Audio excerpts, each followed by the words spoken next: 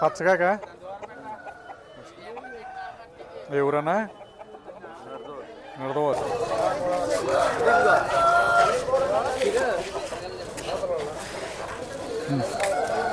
కనపడతారో సంత చాలా ఖాళీగా ఉంది.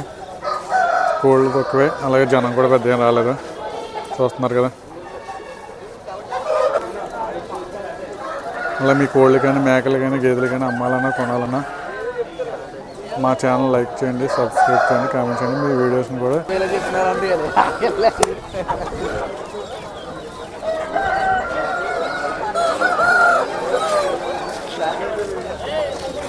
ఎక్కడి నుంచి వచ్చారు భయ్యా? విజయవాడ. కొనడానికా అమ్మడానికా?